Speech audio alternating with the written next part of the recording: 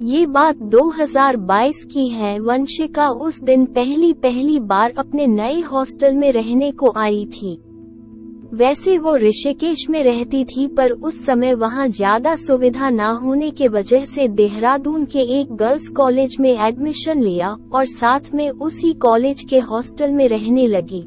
और वो जिस हॉस्टल में रहने आई थे, उस हॉस्टल के बच्चों का कहना था कि यहाँ कई सारे भूत रहते हैं, क्योंकि उनका जो ये हॉस्टल था वो एक कब्रिस्तान के ऊपर बना था।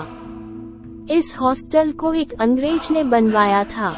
उसे वहाँ कहीं अच्छी जगह नहीं मिली थी, इसलिए उसने वहाँ के एक पुराने कब्रिस्तान के ऊपर ही कॉलेज और हॉस्टल बनवाया था।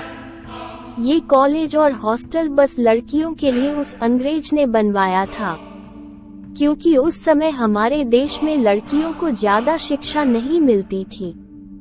उस हॉस्टल में रह रहे बच्चों का ये भी कहना था कि इस हॉस्टल में कई सारी लड़कियों की मौत भी हो रखी है, और इसी वजह से इस हॉस्टल के कई सारे कमरे बंद पड़े थे। वंशिका उनकी बातों को ज्यादा गंभीरता से नहीं लेती, क्योंकि उसे भूतों पर बिल्कुल भी विश्वास नहीं था। पहली ही रात वंशिका जब रात को सोने गई तो उसने अपने बालों को बांधा नहीं और अपने को ऐसे ही खुला छोड़ दिया। कहते हैं लड़कियों को कभी भी रात को अपने बाल खुले नहीं रखने चाहिए।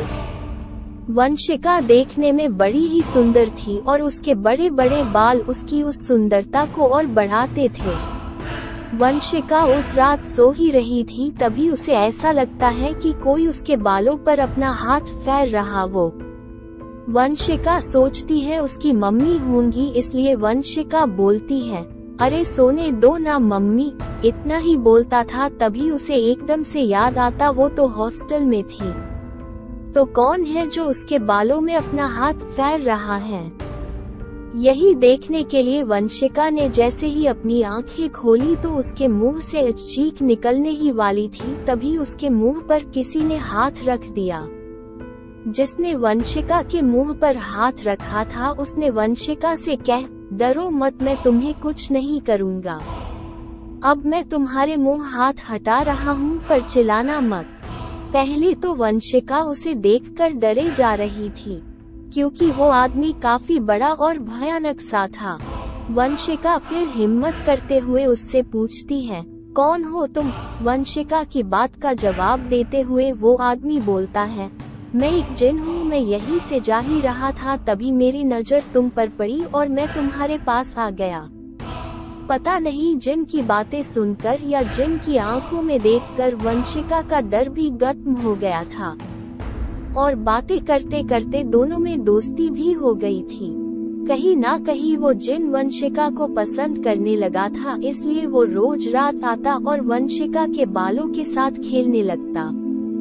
उसके आते ही वंशिका भी जग कर बैठ जाती और पूरी रात बातें करती रहती है। जिन रोज ऐसा होते होते काफी समय हो गया था। अब वंशिका भी उस जिन को पसंद करने लगी थी, और वंशिका के साथ इसलिए वो रोज रात होते ही उस जिन का इंतजार करने लगती। वो सोचते थे और वो जिन आता, फिर वो दोनों रात बार बातें करते रहते। रोज रात को जगने के वजह से वंशिका सुबह सही समय पर उठ नहीं पाती थी और उसका कॉलेज भी रोज छूट जाता था। एक रात वंशिका सो रही थी, तभी वो जिन आकर उसके बालों के साथ खेलने लगता है। तभी वंशिका की एक रूममेट ने वंशिका के बालों को अपने आप हवा में उड़ते देख लिया, और उन सबने अपना रूम चेंज कर लिया। अब सब हॉस्टल में वंशिका के साथ रहने में भी डरने लगे थे। एक दिन जब वंशिका के घर वाले वंशिका से मिलने आए तो सबने ने उसके घर वालों को सारी बात बता दी कि किस तरह वंशिका के बाल रोज रात में को अपने आप उठने लगते थे, और वो पता नहीं किससे पूरी रात बात करती रहती है। उसके घर वाले सारी बात को समझते हुए वंशिका के पूरे बाल छोटे छोटे करा देते हैं। वंशिका तो अपने बालों को नहीं कटवाना चाहती थी, क्योंकि उसे पता था उस जिन को उसके बाल सबसे ज्यादा पसंद थे, इसलिए वो कटवाने से मना करे जा रही थी। पर उसके घर वालों ने जबरदस्ती उसके बाल छोटे करवा दिए। और जब रात हुई तो वो जिन रोज की तरह वंशिका से मिलने आया तो उसने देखा वंशिका ने अपने बाल कटवा दिए हैं। तो ये देखकर उस जिन को बड़ा ही गुस्सा आया और वंशिका को पूरी रात मारता रहा। उसके चीखने की आवाज पूरे हॉस्टल में गूंज रही थी, पर किसी के अंदर हिम्मत नहीं थी कि वो वंशिका के रूम में चले जाए। और सुबह हुई तो सबने उसके रूम में आकर देखा कि वंशिका पूरी तरह से घायल थी। उसके शरीर में कटे हुए के निशान थे, जैसे किसी ने उसके पूरे शरीर में बिलेट से कटा हो। उस हादसे के बाद वंशिका को अपने साथ ऋषिकेश वापस ले गए।